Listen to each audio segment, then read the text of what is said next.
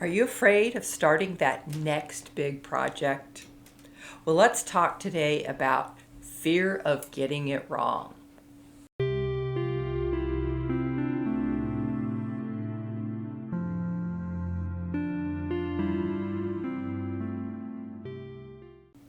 Hi, I'm Roberta from Quilt Crafters Corner, and today I want to talk a little bit about that fear of starting that next big project.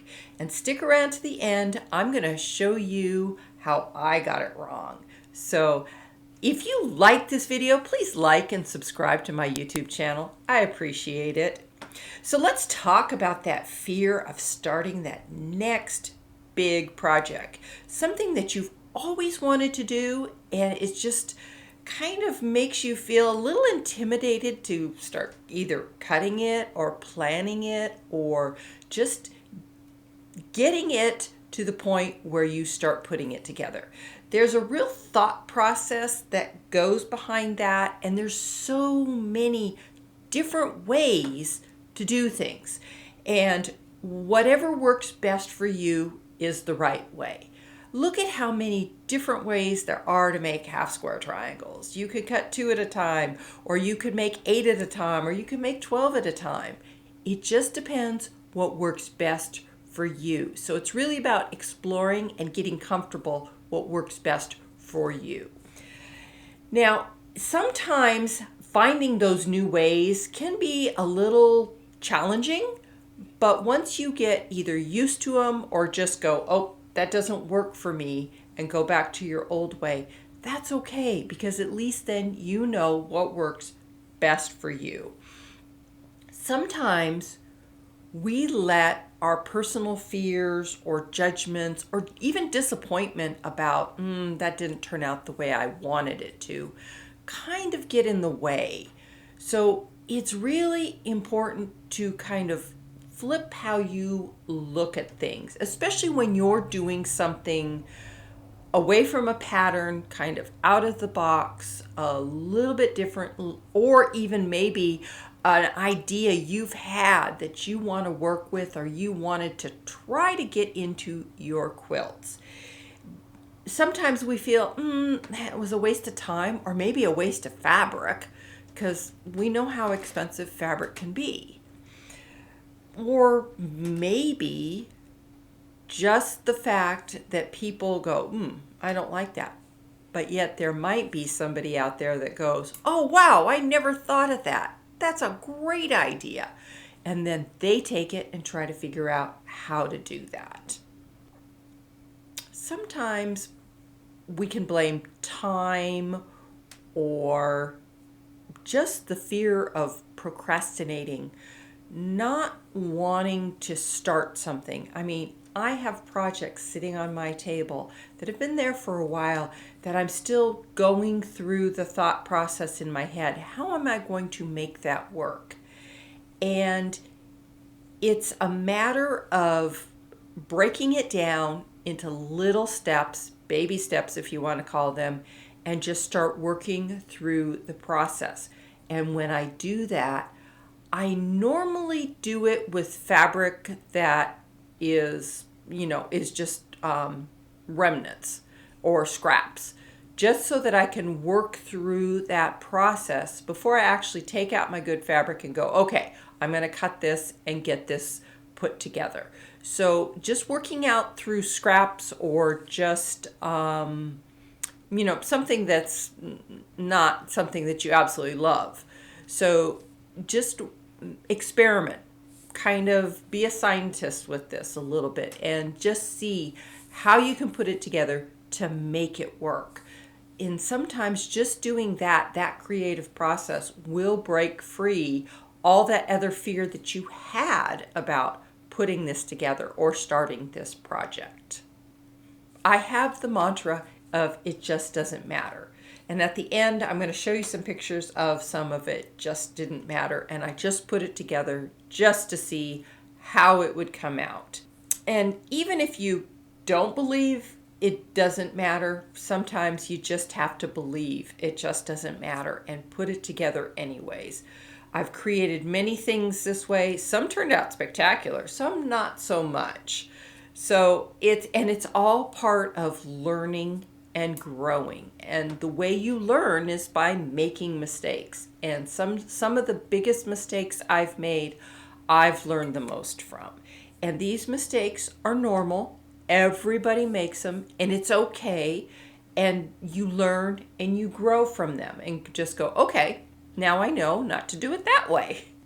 So how do you get past that fear of starting a project? Not sure how you're going to put it together, or maybe even just cutting the fabric. How am I going to cut this? Sometimes those little things are just the excitement. Get through it by being excited about this new project, this new thing you're going to do. And especially if you're not working with a pattern, it can be a little daunting sometimes. Just take it one step at a time. Like I said, experiment with scraps, fabric that you don't really care too much about, just to see how it will go together. And then learn from that and then start your project with the excitement and the hope and even the thrill that, oh, this is going to turn out really good. So sometimes just changing that fear to excitement will get you started and get you going. Remember, you arrived at this point from your successes and your failures. So we learn from our failures. We even learn from our successes too. Go, oh, that worked out really well. I can do that again. And remember, there's no quilt police. So do what works for you. Do what's best for you. You know, everybody does things differently. It's really important that you do what you're comfortable with and how it turns out for you.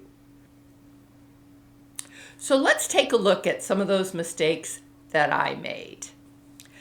Now, this first one here is when I was experimenting with circles and half circles. And this was one of the first ones I did. And you can see it did not come out square. And this is where I learned, always cut that background fabric bigger so you can trim it down and make it to what you want. This was a really valuable lesson because I already knew how to set circles in, but I wasn't quite sure how to do it into, this was supposed to be a half square and I was going to put a different color on the bottom half. So this was really a valuable lesson. Cut them bigger and then trim them down to the square size you want. Now this one was an effort to use up strips that had been sewn together. And if I were to do this one again, I would balance the light and dark a little bit more just to give a better effect. Now let me show you a picture of the actual finished quilt of this one. And as you can see, I'm not real happy with the balance of stripes that are in this quilt, but it turned out okay enough that, I went ahead and I did finish it. And it did turn out actually pretty nice. This next one was in efforts to use up a strip of fabric that I had that had a pie recipe on it. It's got a cherry pie recipe on it. And I thought the fabric was really cute. So trying to incorporate, fall colors into this, I originally started with this theme where the gold was on the top and the red was on the bottom. Now originally I was supposed to stack them like this, but because I did not sit there and figure this out right, this is too long for this. So had I cut them differently, I would have been okay.